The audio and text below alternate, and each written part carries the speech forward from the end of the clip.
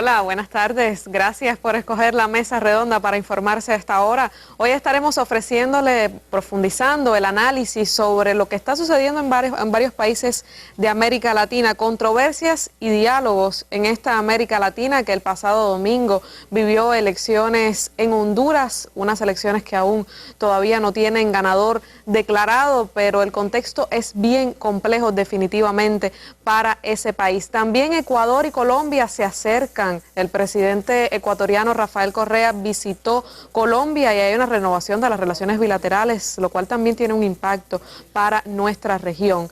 Y por supuesto estaremos hablando de Venezuela. No se puede hacer un paneo del contexto mediático de nuestro continente sin saber qué está pasando en ese país cuando se acercan las elecciones del 8 de diciembre.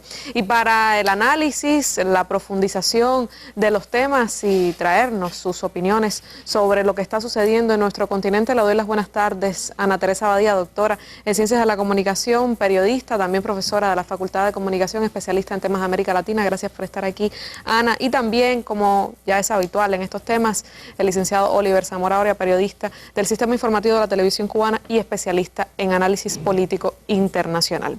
Ya usted lo sabe, estos son los temas para la profundización, el análisis, saber quién será presidente de Honduras, qué pasa en Venezuela y sobre qué conversaron Rafael Correa y Juan Manuel Santos. Quédese con nosotros durante la próxima hora. Hoy en la mesa redonda. Los principales candidatos a la presidencia de Honduras se autoproclamaron vencedores en las elecciones del domingo. Es la primera vez que en Honduras se produce un choque frontal entre la derecha y la izquierda por obtener el poder. Con bromas, sonrisas y abrazos, así transcurrió la reunión bilateral entre el presidente de Colombia, Juan Manuel Santos, y su homólogo de Ecuador, Rafael Correa. Como es habitual, comenzamos con la noticia del día, que hoy tiene que ver, por supuesto, con Honduras. Ese país sigue viviendo gran tensión política, no hay un ganador declarado, un vencedor declarado, aunque las encuestas y los resultados del Tribunal Supremo Electoral dan ya una visión, dicen que una tendencia irreversible de los resultados. No obstante, han salido a las calles estudiantes para protestar y para pedir un reconteo de votos. Esos estudiantes, esos jóvenes, esa parte del pueblo hondureño que salió a votar por el cambio y no por el continuismo, que es lo que parece que se mantendrá en Honduras. Veamos entonces, esa es nuestra noticia del día, son reportes de hace pocos minutos que salieron por la cadena hermana Telesur. Veamos.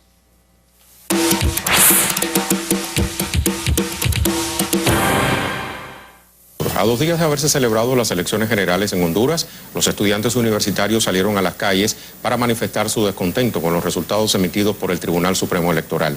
Desde las instalaciones de la Universidad Autónoma Nacional en Tegucigalpa, los manifestantes exigieron el conteo acta por acta de los comicios. A la petición de los jóvenes, el gobierno respondió con un contingente policial que optó por usar gas lacrimógeno contra la protesta pacífica, lo cual generó enfrentamientos y varias detenciones. Hay dos cosas, bueno, tres cosas. Uno, en la mesa electoral había más representantes del Partido Nacional que los demás partidos como PAC y Libre. Eso significa que anulaban votos a diestra y siniestra. Segundo, las actas fueron rellenadas y fueron filtradas al sistema. Por lo tanto, el tribunal está declarando a Orlando con un fraude que se dio a través de compra de votos, manipulación de credenciales en las mesas electorales y lo que es falsificación de actas. Aquí estamos exigiendo que se respete el derecho soberano, el derecho a la democracia. Ayer, el domingo, se demostró de que el pueblo había tomado una decisión. Xiomara Castro era la presidenta de Honduras. Pero lamentablemente, como siempre, la burguesía y los grupos de poder en Honduras, conspiran contra el mismo pueblo. Siguen, atacando al pueblo. Y aquí estamos nosotros diciendo que vamos a defender la decisión del pueblo. No reconocemos los resultados que está tirando un Tribunal Supremo Electoral que está secuestrado por los dos partidos tradicionales y que por más de 120 años han controlado este país. El Partido Nacional, el Partido Liberal y un partido bisagra que alguna vez se llamó Democracia Cristiana de Honduras. El mismo domingo en cadena nacional, el presidente desde ese organismo electoral mencionó que hay un 20% de las actas que todavía no han sido escrutadas. ¿Qué esperan esas autoridades de ese funesto y secuestrado Tribunal Electoral para contar esas actas? Es el miedo que tienen de que la verdadera fuerza, los partidos de oposición, controlen el poder y tomemos el poder del país. Bueno, ahí estábamos oyendo las opiniones bien intensas de varios estudiantes que estuvieron en las calles hoy en Honduras, no reconociendo los resultados que está dando el Tribunal Supremo Electoral y además exigiendo la reconstrucción de la democracia finalmente en ese país, que estaremos debatiendo aquí con nuestros panelistas si pudiéramos hablar que después de estas elecciones se puede hablar de una reconstrucción de la democracia en Honduras. Pero recordemos qué fue lo que pasó el domingo, ya cuando aún el Tribunal Supremo Electoral no había dado los resultados definitivos, se declaraban presidentes de Honduras, ambos candidatos que están disputándose más cercanamente con más cantidad de votos, tanto Xiomara Castro como Juan Orlando Hernández se declaraban presidentes de ese país. Veamos qué fue lo que sucedió el domingo y horas posteriores. Los principales candidatos a la presidencia de Honduras se autoproclamaron vencedores en las elecciones del domingo. Con más de la mitad de las mesas escrutadas, el candidato de la derecha oficialista, Juan Orlando Hernández, lideraba la elección con el 34% de los votos. Agradezco la votación que recibieron los candidatos de mi partido y que ya, como dicen todos los sondeos, voy a ser el próximo presidente de Honduras.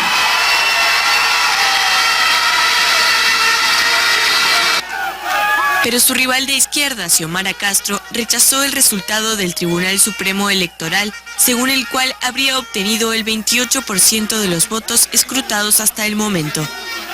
Castro también se atribuyó la victoria en los comicios. Hoy claramente puedo decirles que soy la presidenta. El expresidente hondureño y esposo de Castro, Manuel Zelaya, denunció este lunes que las autoridades electorales le están robando la elección presidencial a la candidata.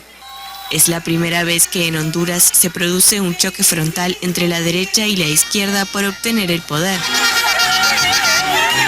El país celebró estas elecciones con una sociedad polarizada y una fragilidad institucional heredadas del golpe que en 2009 derrocó a Zelaya. Bueno, entonces en este momento lo que hay que saber es qué es lo que está diciendo el Tribunal Supremo Electoral. Oliver, están cantando al menos que Juan Orlando Hernández es quien más votos tiene, pero sin atreverse a dar un ganador. Sí, pero han dicho que es irreversible también. Es decir, ¿y por qué no se atreven entonces a dar un ganador? Bueno, forma parte, yo creo, también de la situación política actual que se ha creado en Honduras, o que se ha agudizado en Honduras, viene desde el golpe de Estado, yo creo, esta situación. Y creo que, bueno, de alguna manera temen, pero sí han dicho que es irreversible y que Juan Orlando Hernández, bueno, será el próximo presidente. Ahora, la situación actual está marcada por esto, por estas denuncias de fraude. Y lo que sí no hay duda es que ha habido grandes irregularidades. Y sabemos que irregularidades y fraudes, bueno, van de la mano, son estrechas aliadas, vamos a decir así.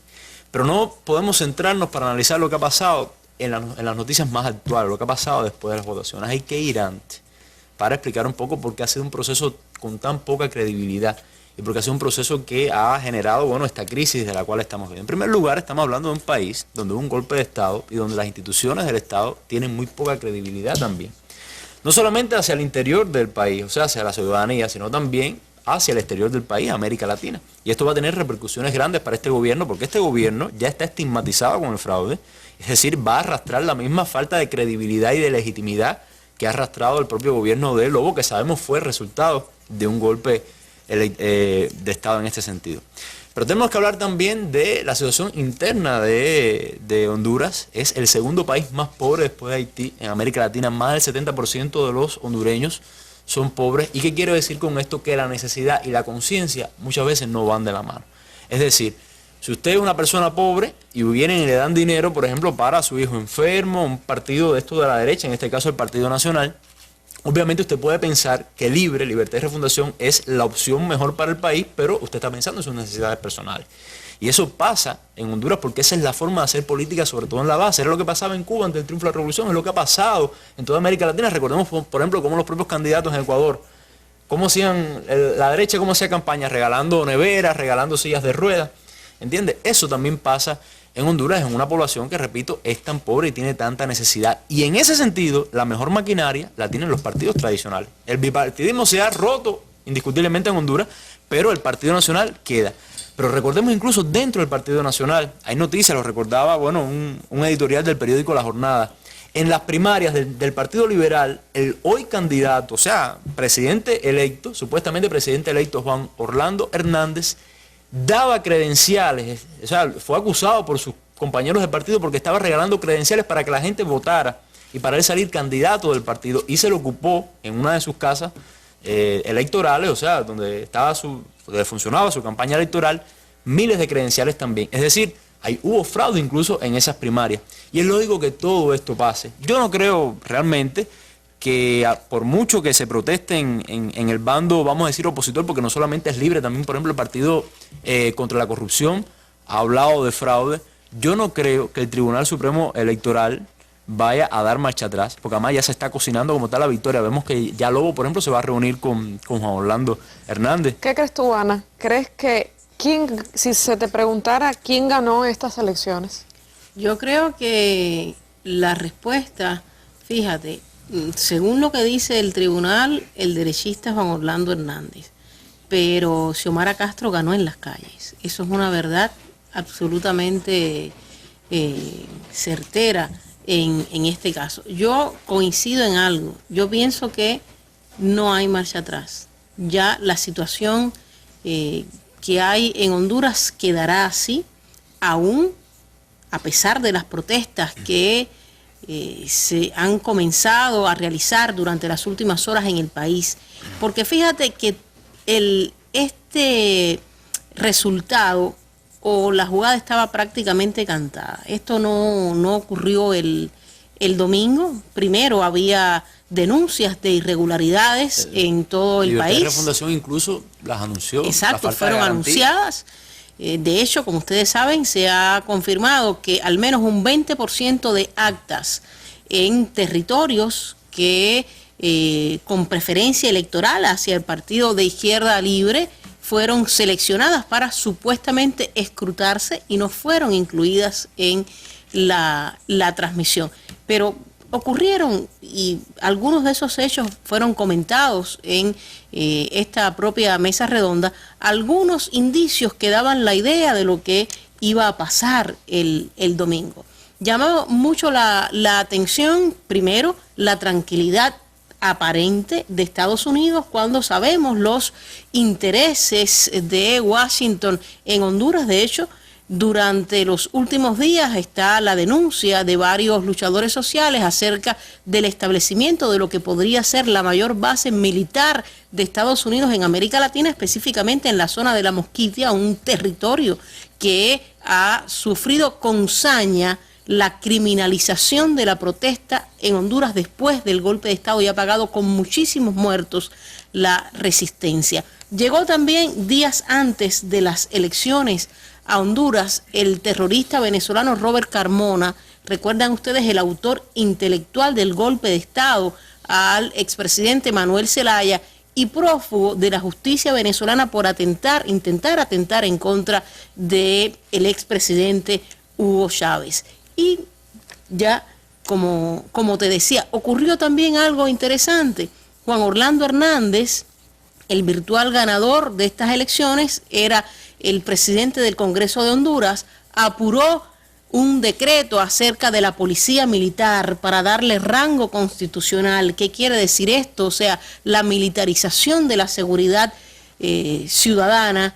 ¿Qué quiere decir esto? Darle mayor fuerza a la policía para reprimir, para hacer justamente lo que se está realizando en la jornada de hoy, con una intensa represión a los estudiantes, sobre todo universitarios, que son los que están encabezando. Más militarización. Exacto, que son los que están encabezando las protestas. Y que es la propuesta de él también para combatir esta gran violencia que hay en Honduras. Yo siempre recuerdo, lo dije ayer en la mesa también, y me parece importantísimo porque es lo más completo, lo más sintético en pocas palabras sobre la situación de Honduras. Lo que dijo Berto Oliva en el reportaje del periodista Boris Fuente que pusimos la semana pasada. Nadie da un golpe de Estado para después entregar el poder a quien se lo dio. Eso es Parece lógico. una contradicción insalvable, pero hay más que analizar en esto. ¿Puede Xiomara Castro revertir esos resultados con tanta gente en las calles? El hecho de que se haya roto el bipartidismo en Honduras es una buena señal, al menos un primer paso. De eso vamos a hablar enseguida, pero antes veamos qué fue lo que dijo Zelaya, el expresidente, el presidente al que se le dio el golpe de Estado, el esposo de la candidata por el Partido Libre, dijo que no reconocerían los resultados. Veamos qué fue lo que dijo.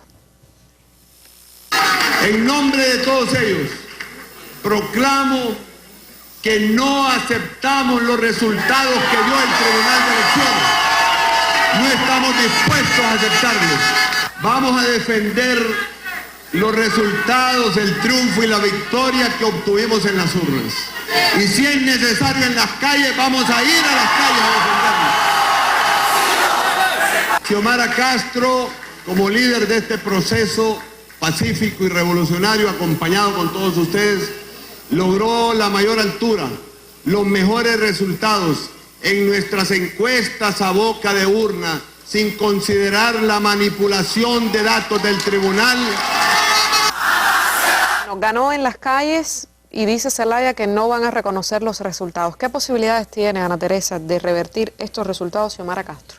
Yo en estos momentos no veo posibilidades de revertir los resultados. Estamos hablando del mismo Tribunal Supremo Electoral que respaldó el golpe de Estado, integrado por los mismos representantes de la élite derechista hondureña, y que por tanto no veo ninguna posibilidad, reitero, a pesar de las protestas. Fíjate que de hecho continúan demorándose los resultados. Yo escuchaba algunas de las transmisiones de Radio Globo durante estas horas y hay intensas denuncias. O sea, ciertamente, reitero, votaron personas fallecidas, continúan sobre todo desde territorios favorables al Partido Libre, llegando las denuncias de violaciones, de esto que referíamos, la compra del voto en muchos de los casos. Incluso lo denunciaron los propios observadores internacionales también, que esto es un elemento a tener en cuenta. Obviamente Estados Unidos se apuró en reconocer a este virtual ganador de las elecciones, lo cual había sido precedido. Hizo más que eso también. De visitas de la embajadora norteamericana al propio tribunal. O sea, ya te va dando la idea de por dónde es muy interesante que si eso mismo pasara en otro país de América Latina, las acusaciones serían... No, si eso pasara en países como Venezuela, Ecuador, incluso hay muchos que trataron de igualar los resultados ahora de Honduras, esta propia embajadora norteamericana, con las elecciones de abril en Venezuela, a lo cual salió al paso el presidente venezolano Nicolás Maduro. Si esto hubiera pasado en algunos de los países con tendencia hacia la izquierda de la región, mira, yo pienso que estuviera militarmente, incluso no descartaría la posibilidad de una intervención militar en cualquiera de estos países. De acuerdo con ese escenario que ustedes están planteando, Juan Orlando Hernández será el presidente de Honduras a partir de 2014 y sustituirá a Porfirio Lobo. ¿Qué significa para Honduras y para América Latina un presidente como Juan Orlando Hernández? Bueno, a ver, yo de todas maneras quería engancharme también con lo que estaba diciendo Ana Teresa, en el sentido siguiente: se está creando la situación para que estos resultados sean irreversibles.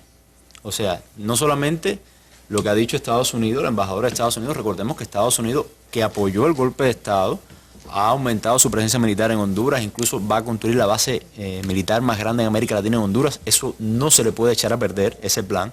Pero además ya, por ejemplo, como decía anteriormente, va a haber una reunión entre el Lobo y el virtual ganador, es decir, para preparar la transición. Todo eso apunta a que están tratando de que los resultados estos que dice el Tribunal Supremo Electoral sean irreversibles. Ahora, ¿qué repercusiones va a tener? Bueno, otro gobierno de derecha que creo que lo que puede quizás salvar, en el sentido, vamos a decir, que podría ser lo menos dañino para estos nuevos cambios que hay en América Latina, es que va a heredarle legitimidad también del gobierno anterior. Y que va a ser, como dije anteriormente también, un gobierno estigmatizado por el fraude. Ahora, yo creo que también para Libertad y Refundación, para Libre, se abre un capítulo nuevo y difícil. En primer lugar, llegó para quedarse, estoy de acuerdo. Ha ganado terreno en las alcaldías. Bueno, una fuerza que, vamos a decir, novata en ese sentido, se estrenaba en unas elecciones, ha ganado alcaldías, ha ganado representatividad en el Congreso, pero tiene entonces que ahora perfilar la estrategia para dos cosas. Primero, mantenerse. O sea, mantener la homogeneidad, mantener la unión, mantener la propuesta como partido, después hacer una buena oposición en vista a las próximas elecciones, en ese sentido. Y obviamente, bueno, para Libre yo pienso que también cambiar, no es lo mismo hacer campaña electoral que ser oposición, ¿no? Y yo creo que para América Latina, bueno, no es una muy buena noticia, vamos a decir, pero también está en dependencia de cómo se mueve en política exterior este gobierno. Reconstruir la democracia después de un golpe de Estado es muy difícil, Ana. Lo vemos en casos como, por ejemplo, Argentina y Chile, que todavía están reconstruyendo su propia institucionalidad. En el caso de Argentina, Chile, todavía hay mucha impunidad con respecto a los crímenes de las dictaduras y de esos procesos antidemocráticos. No obstante, yo creo que es una buena señal, en cualquier caso, no sé si tú tienes el mismo criterio, que este Partido Libre, con una tendencia abiertamente de izquierda, rompa el bipartidismo tradicional que había en Honduras y logre una posición. ¿Crees que posteriormente con esta fuerza de Frente por la Resistencia, con esta fuerza de Partido Libre, pueda alcanzar triunfos superiores cuando pasen los años? Mira, yo creo que el primer paso se dio.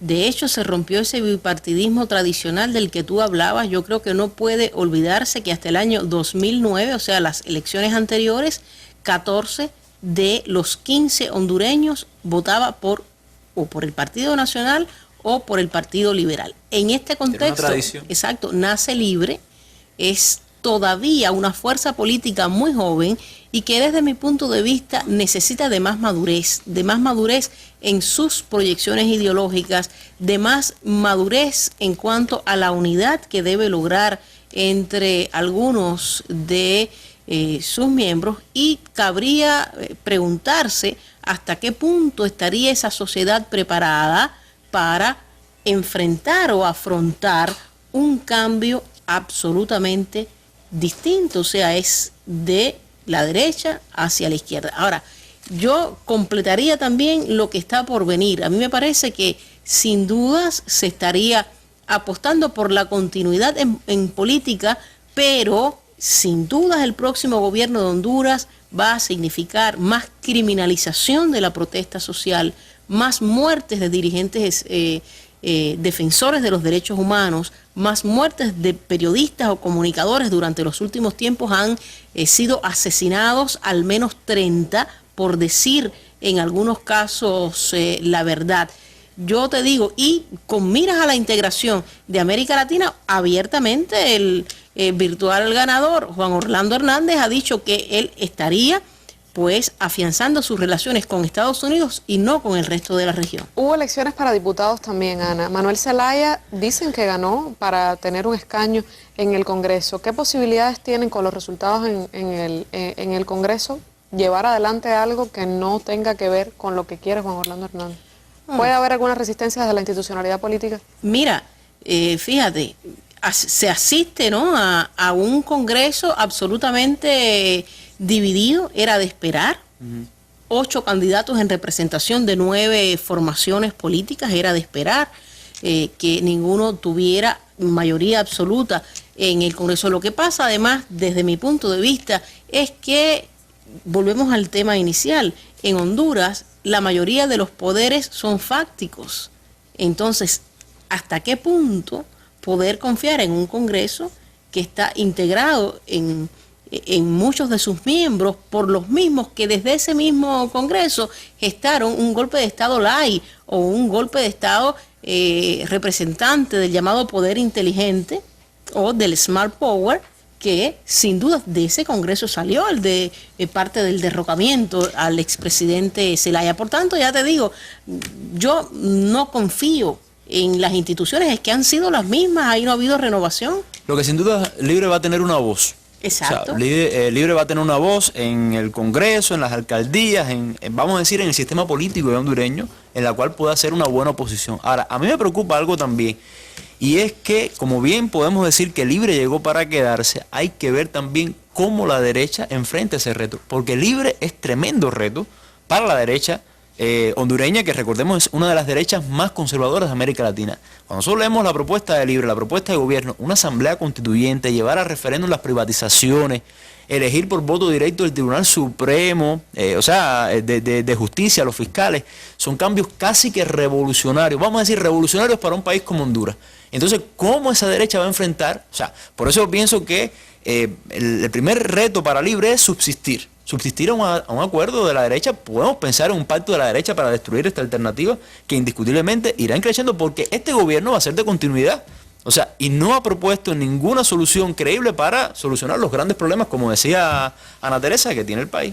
Bueno, un país que vivió golpes de Estado, un golpe de Estado en 2009, usted recordará las noticias, sin embargo, han pasado 4 años y la democracia no se reconstruye todavía, independientemente de que hubo elecciones. Parece que un derechista continuista del mismo presidente, que muy relacionado con los sectores golpistas contra Manuel Zelaya, será presidente los próximos años en ese país. Esa es la noticia. La buena noticia es que está emergiendo una alternativa de izquierda, una alternativa que tiene más que ver y tiene más obligación de representar a la resistencia que está en las calles hondureñas, que son esos jóvenes universitarios que escuchamos, pero también muchísimos campesinos, las personas que están viviendo la violencia y la criminalización y la militarización que está viviendo ese país. De todas maneras, no hay todavía vencedor absoluto, es una noticia que está en desarrollo. Usted continúe siguiéndola a través de las emisiones informativas. Hay más noticias, se unen Ecuador y Colombia más aún. Veamos cómo es que lo está viviendo a partir de varias de las gabinetes binacionales que han tenido tanto el presidente, los dos presidentes, como también los cancilleres. Ahora vamos a una pausa, enseguida volvemos.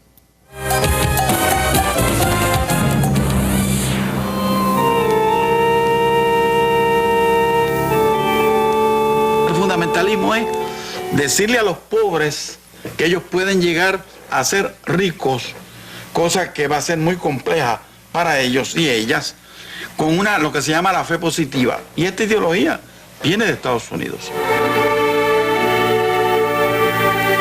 Esta cuestión del fundamentalismo no son meras ideas, son gente utilizando la palabra de Dios, la voluntad de Dios, para sembrar terror.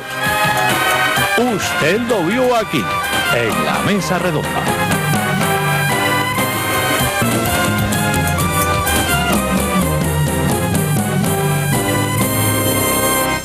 Rafael Correa y Juan Manuel Santos estuvieron reunidos en un gabinete binacional profundizando las relaciones entre ambos países además que comparten frontera y tienen muchos temas en común. Veamos la historia sobre qué fue lo que conversaron en este gabinete binacional. Y yo le he dicho que lo inaugure del lado ecuatoriano, que no estamos en elecciones y no pasa nada. Con bromas, sonrisas y abrazos. Así transcurrió la reunión bilateral entre el presidente de Colombia, Juan Manuel Santos, y su homólogo de Ecuador, Rafael Correa. Desde su llegada a territorio a la ciudad fronteriza de Ipiales, Correa se mostró complacido por encontrarse con quien en el pasado tuvo varios capítulos de tensión. En nuestros pueblos sigue latente esa hermandad, esa vecindad. No la han podido matar ni los recelos incubados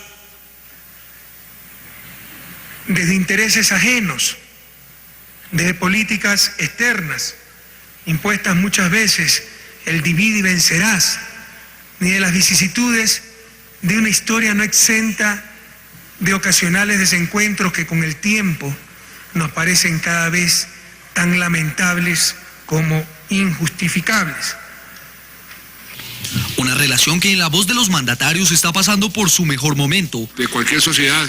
Y ahí quiero agradecerle nuevamente al presidente Correa, a mi amigo Rafael y a todo su gobierno, el apoyo que siempre hemos recibido y que ustedes siempre han manifestado a este proceso complejo, difícil, pero importantísimo, no solamente para Colombia, sino para toda la región, de conseguir la paz con las FARC y eventualmente con el ELN. En la jornada no solo hubo tiempo para firmar acuerdos y trazar metas en materia de desarrollo binacional, también para hablar de fútbol e intercambiar camisetas.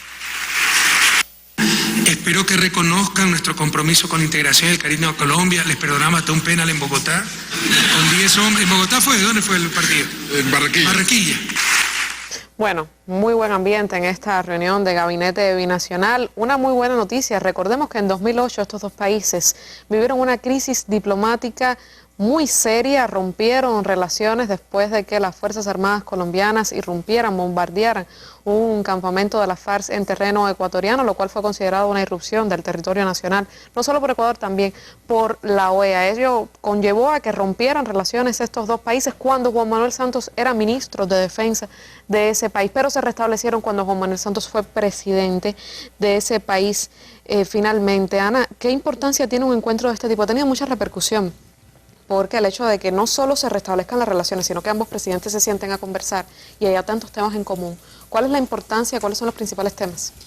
A mí me parece, fíjate, que la principal lectura que tiene el asunto es que sobre la base de las diferencias o de los disensos, usted puede construir una relación de armonía entre naciones vecinas. Y esto es lo que ha ocurrido entre Ecuador y Colombia, luego de que, como bien tú has dicho, en el 2008 se vieran incluso rotas las relaciones entre los dos países. Es muy simbólico además que se haya inaugurado durante la jornada anterior un puente que une a Ecuador con Colombia, algo que había estado en disputa durante los últimos 40 años y que finalmente pudo realizarse, permitiendo el acceso a través de la frontera. O sea, esto es un hecho cargado de simbolismo, pero que a la vez representa mucho de lo que ambos dignatarios hablaron, que estuvieron relacionados los acuerdos y lo tratado allí con muchísimos sectores. A mí me llamó mucho la atención no solo el plan para la reducción de la pobreza en la zona fronteriza hacia el año 2021, sino también que se haya tocado el factor sociocultural, porque sin dudas estas naciones, como toda América Latina, tenemos una importantísima herencia simbólica, social y cultural que hay que tener en cuenta si se habla de integración. Bueno, también hubo temas, el hecho de que estos dos países se unan. Recordemos que Colombia no es parte de la avanzada de países que defienden políticas sociales, que defienden políticas de izquierda. Más bien, ha sido un país que mantiene su alianza con Estados Unidos y desde allí también se trazan alternativas a otros tipos de organizaciones alternativas a la CELAC, como la Alianza Pacífico. En este contexto, Oliver, ¿qué significa que Ecuador y Colombia se acerquen? A ver, estamos hablando de dos países que tienen una relación que debe ser natural. O sea, dos países fronterizos, dos países socios comerciales que intercambian mucho comercio, pero además que hoy para Colombia, en la situación interna de Colombia, ese proceso de paz, esos diálogos que se están llevando entre el gobierno y la FARC, tanto Ecuador como la propia Venezuela forman parte importante por ser países vecinos precisamente. Ahora, esto es algo que me parece importante acotar. Ahora, ¿qué pasa con Juan Manuel Santos? Bueno, que Juan Manuel Santos, si bien ha sido un gobierno, vamos a decir, de continuidad en lo económico, en lo que es política económica interna, sí ha roto, sí ha sido un cambio, ha dado un giro importante en la política exterior si lo comparamos con su antecesor, es decir, con el expresidente Uribe. Y creo que, junto con el tema de los diálogos de paz con la FARC, esta nueva política exterior de Santos, que obviamente ha sido más amigable, que se ha basado en la construcción de relaciones más sólidas con sus vecinos, de subsanar esas heridas enormes que provocó Uribe, ha sido lo que ha roto, por ejemplo, el hecho de que Uribe haya roto con Santos y que haya una alternativa hoy de un nuevo partido de derecha y esos ataques continuos de Uribe con respecto a Santos. Mira, yo pienso que Santos ha sido inteligente en cuanto a política exterior, porque se dio cuenta desde un inicio, en primer lugar, que Colombia no podía seguir aislada, que la corriente de cambios en América Latina era suficientemente fuerte como para no ir a contracorriente, Y si bien no ha dejado de ser un gobierno de derecha como tal, incluso de darle una perspectiva de derecha a la integración latinoamericana, porque es uno de los países, por ejemplo, miembros de la Alianza del Pacífico, uno de los 4 países, México, Perú, Chile y Colombia, que sabemos lo que significa el regreso del neoliberalismo, es como un capítulo nuevo del ALCA, eso sin duda. Sí ha sido un país que, por ejemplo, ha colaborado con la integración latinoamericana, no se puede negar. Y yo pienso que esos cambios en política exterior han tenido 3 capítulos que son muy representativos. En primer lugar, yo pienso lo que ha hecho con Venezuela, es algo parecido a lo que vemos con Ecuador hoy, o sea, restableció las relaciones y creo que han sido de una forma bastante sincera porque ha habido estabilidad en las relaciones de todo tipo, económicas y también políticas entre Colombia y Venezuela. Lo que está haciendo hoy con Ecuador, que fue una crisis grave, recordemos que el contrapunteo entre Correa y Uribe fue muy fuerte. Y también, por ejemplo, algo que me llamó la atención y me parece que es importante analizar cómo manejó el tema Cuba durante la Cumbre de las Américas. O sea, recordemos que muchos países plantaron, el propio Ecuador dijo que no iba a asistir, el propio mandatario, si no asistía a Cuba, y ese hombre tuvo, bueno, el presidente tuvo incluso el gesto de venir a Cuba y de, vamos a decir, resolver, echarle manos personalmente al asunto. Sin duda ha sido un presidente que no se puede decir que vamos a decir que ha tenido una posición de enfrentamiento o de dinamitar, por lo menos no, vamos a decir, de forma amplia o de forma bastante libre, abierta al proceso de integración latinoamericano, y coincido totalmente con lo que dice Ana Teresa, es el ejemplo que las diferencias políticas se pueden echar a un lado, hasta un punto, pero bueno, hasta el punto necesario, que es esto, las buenas relaciones entre 2 países. Bueno, otro vecino de Colombia, Venezuela, también está viviendo momentos importantes de su realidad política. El 8 de diciembre serán las elecciones regionales en ese país. Se aprobó hace poco tiempo una ley habilitante que da poderes especiales al presidente Nicolás Maduro, y por supuesto es un país que siempre genera noticia por los cambios que genera la revolución bolivariana y también por los enfrentamientos con los que tiene que lidiar diariamente ese país. Sobre eso estaremos conversando, estaremos intentando un contacto con Caracas, Venezuela. Vamos a una pausa, enseguida volvemos.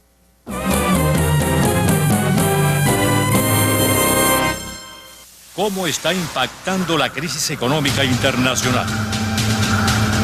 ¿Cuál es la estrategia actual de dominación del imperio? ¿Hacia dónde cambia el Oriente Medio? ¿Cuál es el panorama actual de América Latina? ¿Está en crisis el modelo de Unión Europea?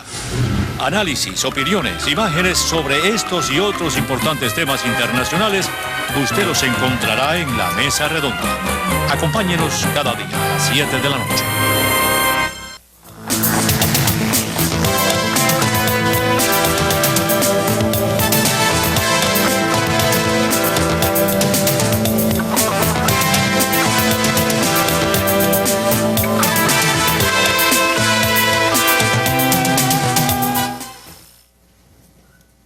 Y Venezuela, por supuesto, sigue siendo noticia. La aplicación de la ley habilitante para enfrentar la férrea guerra económica que está viviendo ese país, la manipulación de los precios, cómo esa guerra económica generada desde los sectores de la derecha está afectando a los ciudadanos, y también qué tiene que ver todo esto y cómo va a influir en las elecciones del 8 de diciembre, un país que vive elecciones muy seguidamente, pero que siempre son momentos de retomar el camino y también evaluar cuál es la opinión de las personas. Se convierten definitivamente también en referéndum a la gestión del gobierno. Pero para tener más idea de lo que está sucediendo en este país, tener detalles desde Venezuela, hacemos contacto con el periodista Alien Fernández, corresponsal del Sistema Informativo de la Televisión Cubana en Caracas, que nos comentará precisamente, y yo quisiera comenzar nuestro diálogo por lo que está sucediendo con respecto a la ley habilitante, cuáles son las principales acciones que ha seguido el presidente Maduro posteriormente a tener ya este poder especial que le ha otorgado a la Asamblea Nacional. Buenas tardes, Alien. Gracias, Cristina, muy buenas noches, mis saludos para ti, también para los amigos que te acompañan hoy en la mesa. Indudablemente la noticia más importante en Venezuela tras la aprobación de la ley habilitante es el anuncio y posterior firma por parte del presidente Nicolás Maduro de las 2 primeras leyes con los poderes que le otorga la habilitante. Se trata de la ley para el control de costos, precios, ganancias y protección a la familia venezolana, que pretende ordenar la economía nacional, y la creación del Centro Nacional de Comercio Exterior para ordenar las importaciones y exportaciones de la República y reordenar el manejo de divisas. En cuanto a la reacción de la oposición, bueno, muy similar a acontecimientos anteriores en Venezuela que favorecen a la mayoría de los venezolanos. Han dicho que la ley habilitante no tiene sentido porque la situación económica que vive Venezuela es consecuencia del supuesto fracaso de la economía socialista.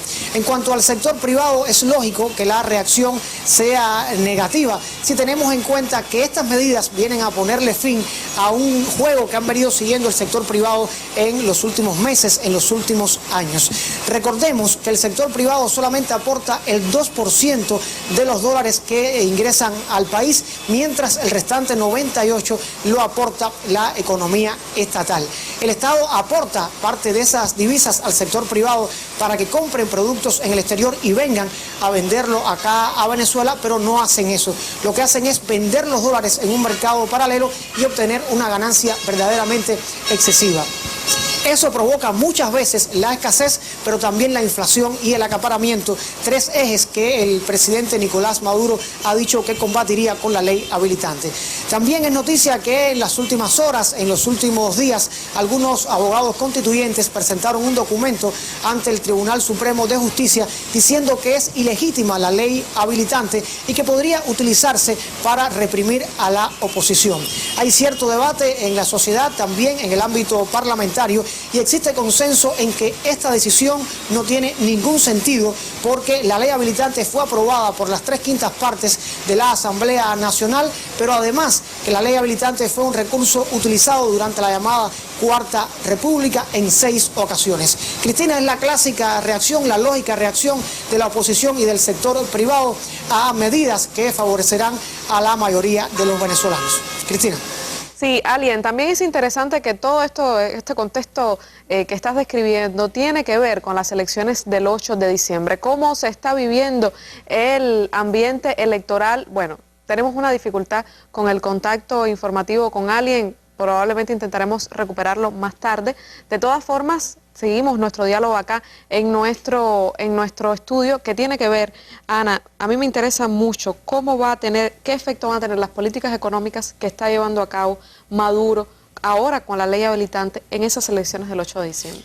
Para mí, las decisiones económicas y todo lo que se acuerde en esa materia va a ser decisivo para los representantes del Partido Socialista Unido de Venezuela con miras a los comicios del venidero 8 de diciembre. Es más, en algunas de las bases se había hablado, como se recordará, de una cierta tardanza por parte del gobierno en, tomar el control en determinados aspectos de la economía. Por suerte, la ley habilitante ha permitido al presidente Nicolás Maduro comenzar el camino para el enfrentamiento a la corrupción. Hemos visto las imágenes y hemos leído las noticias acerca de la presencia de entes gubernamentales en mercados o comercios que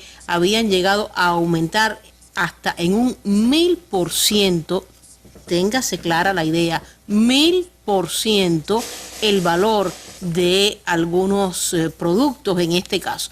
Fueron visitados, los precios además fueron ajustados a la realidad.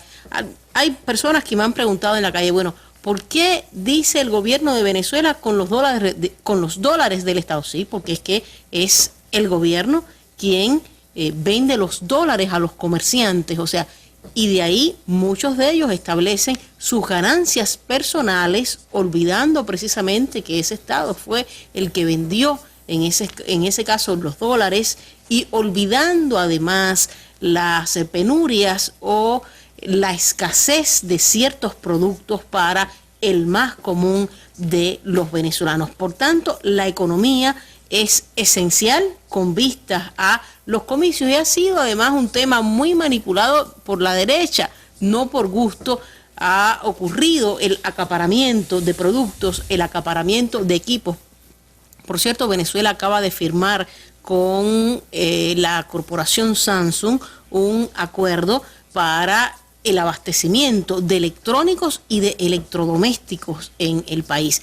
Por otra parte, interesantísimo también el desarrollo a partir de la entrega de equipos informáticos en los diferentes niveles de enseñanza, incluyendo hasta la universidad.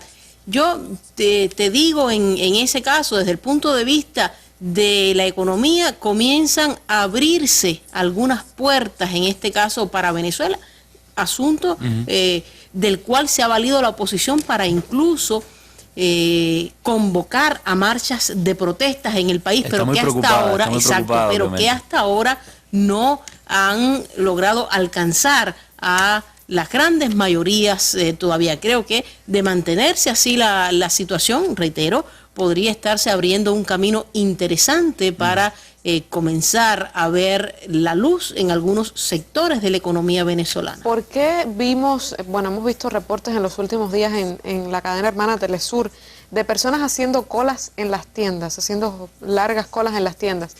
¿Por qué sucede esto ahora en estos momentos? ¿Tiene que ver con que bajaron los precios? Bueno, ahí ha habido de todo. Desde manipulación de los comerciantes que a veces para generar el caos comenzaron a poner determinados carteles en los comercios que bajaban los precios, y en algunos casos no era verdad, porque incluso tú tienes un producto con un precio aumentado un 1000%, y le dices esto va a rebajarse al 50% y estás ganando el 950% en esos casos. Y lo otro es que ciertamente el gobierno reguló en muchos de los negocios los precios, pero por otra parte hay desabastecimiento de los mismos, porque fíjate lo que es la política, hay comerciantes que prefieren no tener ganancias y acaparar los productos es que habían tenido mucha ganancia también con la especulación enorme.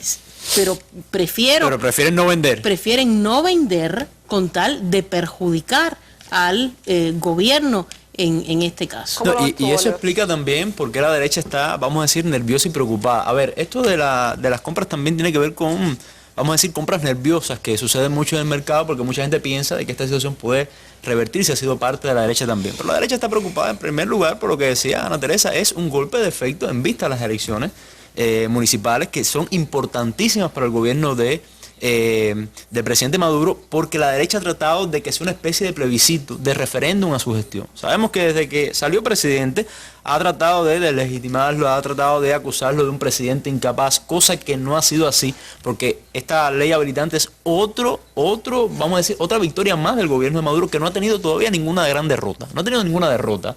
Ha sido un gobierno exitoso. O sea, quizás, algunas cuestiones de método, pero ha sido un gobierno exitoso, un gobierno que ganó las elecciones, un gobierno que echó a un lado, vamos a decir, la estrategia opositora para desestabilizar el país y que llevó a la oposición a reconocerlo como presidente. Ha sido un gobierno, por ejemplo, que ganó la ley habilitante y que ha logrado bajar los precios en Venezuela, que sabemos que hay dos grandes preocupaciones desde el punto de vista económico para los venezolanos. Uno es la inflación infundida, como decía Ana Teresa, por los propios, empresarios, y el problema de la corrupción, que es algo que no se dice, y es que esa lucha contra la corrupción también ha tocado a algunos ejecutivos, vamos a decir, cargos del oficialismo. Es decir, no es una batalla que se va solamente contra la oposición, para nada, es contra los corruptos, y eso, por supuesto, la oposición no lo dice. Ahora, a mí me parece que lo otro también que mantiene bastante nervioso a la oposición es que muchos de esos especuladores son opositores y que se le echa abajo una estrategia para desestabilizar al país, una estrategia para mantener a la población descontenta con el proceso bolivariano, y que ya, por supuesto, perdieron este chance en ese sentido. ¿Qué es lo que se elige, Ana, ahora este 8 de diciembre? Bueno, desde mi punto de vista, prácticamente que los poderes locales fundamentales, alcaldes, concejales, esa es la gente que más cercana está a la población.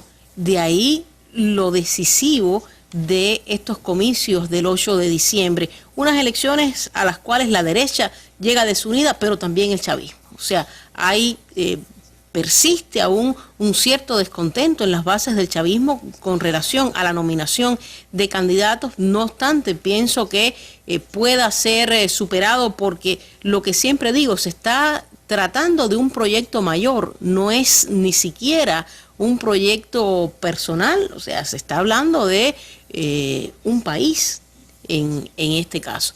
Y hasta ahora la oposición tiene intenciones de recuperar el 60% de las alcaldías del país. Hoy el 80% están en manos de fuerzas chavistas. Yo espero que no sea tan alta la cifra que logre conseguir la oposición, pero aun cuando un retroceso del chavismo. Sí, aun cuando esa es su intención, pero sí puede esperarse un retroceso en ese 80% con relación a los resultados. Yo creo que sin dudas en los próximos días podrá definirse mucho más la brecha, las distancias, en la medida en que se acerquen esas elecciones. Es que también hay una dificultad con respecto a las elecciones, vamos a decir, municipales, regionales también.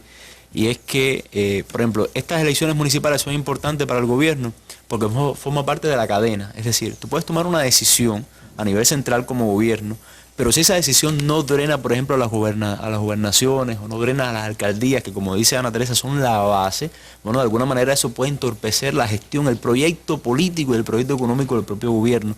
Pero hay una dificultad también, y es que ya no se trata, por ejemplo, de una figura, se tratan de muchas figuras, de muchos candidatos, y eso puede crear división. Es decir, vamos, ¿qué quiero decir? Que a la hora de tú votar por un alcalde, tú estás pensando sobre todo en esa persona, no solamente en el proyecto político que representa, como en este caso el chavismo, la construcción de una sociedad, exactamente, si es una persona eficiente, qué características tiene como candidato, vamos a decir las características o el carisma que pueda tener en lo personal, y eso sin duda es un reto para el PSUV, para el Partido Socialista Unido de Venezuela, que tiene que ir perfeccionando, entre las tantas cosas que tiene que perfeccionar, entre ellas su maquinaria electoral, tiene que perfeccionar su, vamos a decir, su maquinaria para seleccionar candidatos, para seleccionar a los mejores candidatos. Eso es un reto.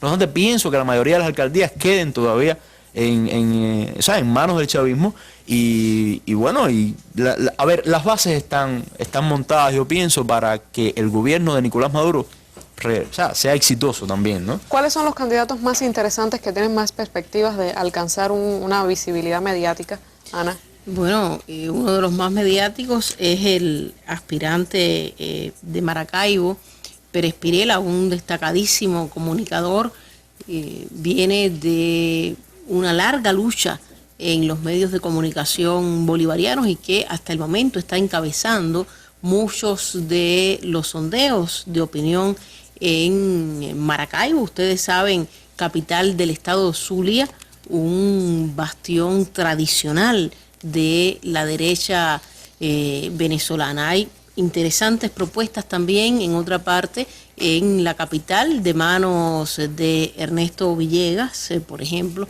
pero hay muchísimos más. Está el Potro Álvarez, está Winston Vallenilla, o sea, son sin dudas actores mediáticos que han pasado a ocupar espacios en la política, y no lo veo mal, fíjate, veo incluso una oportunidad para un acercamiento entre las bases. Lo que sí no puede pasar es que una élite de poder se distancie de las bases, ¿no? Y creo que en ese intento por evitar un distanciamiento se puede insertar colocar de los actores mediáticos en la política venezolana. También un país acostumbrado a hacer política en los medios. Exacto. Los medios son partidos políticos, son, vamos a decir, la base, donde el soporte durante mucho tiempo para hacer política. Yo pienso que está bien, muy interesante lo que ha pasado con la oposición. Se ha quedado sin líder, sin cabeza. Capriles ya, no es que sea un cero a la izquierda, pero hay encuestas que más del 50%, incluso de los propios opositores, no lo reconocen como líder, porque ha sido un hombre que ha perdido, o sea, incluso la estrategia que había propuesto después de su derrota, su nueva derrota en las elecciones presidenciales,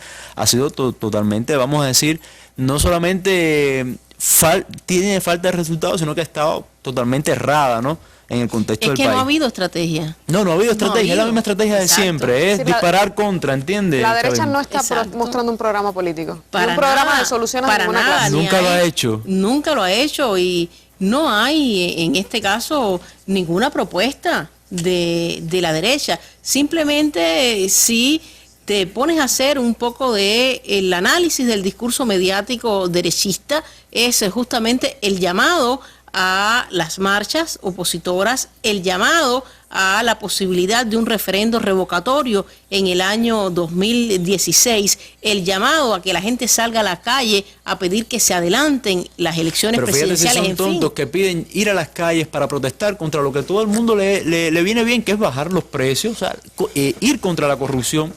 Piden marchar y protestar contra eso. No obstante, independientemente de que no tengan programa político, ambos están de acuerdo con que igual la derecha va a estar muy alerta en estas elecciones del 8 de diciembre. Sí, y va a estar jugándosela toda. Sí, y es una oportunidad que tienen, son las elecciones que tienen posterior a la desaparición física del líder supremo de la Revolución Bolivariana, Hugo Chávez. Luego, con ese dolor, van a las urnas los venezolanos, sale Nicolás Maduro, no con una ventaja como la que deseábamos, pero sale Nicolás Maduro y ahora hay nuevas elecciones que, coincido contigo, Ana, ellos se los van a jugar todos. Muchas gracias a los dos por ofrecernos esta panorámica de América Latina, el contexto mediático, las controversias que está viviendo este continente. Ya usted lo ha conocido, Honduras vive un contexto político muy complicado, más polarización, más enfrentamiento y no precisamente más democracia. Todavía el Tribunal Supremo Electoral no canta un ganador definitivo de esta historia, pero ya la embajada norteamericana, ya varios gobiernos de derecha del continente ya tienen un ganador, y también Porfirio Lobo, el presidente de ese país hasta este momento, también dice que tiene un ganador, que es Juan Orlando Hernández. Mientras tanto, Ecuador y Colombia se unen. Rafael Correa y Juan Manuel Santos se reunieron y también determinaron varias decisiones de importancia para ambos países. Y Venezuela sigue la batalla por la construcción de la Revolución Bolivariana, ahora con el 8 de diciembre bien cerca, para elegir también a los principales poderes de base de ese país, que también definitivamente será un momento importante para ese proyecto político. A ustedes dos, gracias nuevamente. Usted sabe, esto es una mesa redonda, siempre habrá espacio para usted. Nos vamos con las imágenes del día. Chile, protestas de empleados públicos por mejoras salariales. Todavía no se ha ido Sebastián Piñera, ya el 15 de diciembre será la segunda vuelta en ese país y siguen arrastrando muchos de los problemas que no resolvió Sebastián Piñera. Vamos a ver quién lo resuelve después de esta segunda vuelta el 15 de diciembre. Vuelvo mañana, hasta un próximo encuentro. Buenas noches.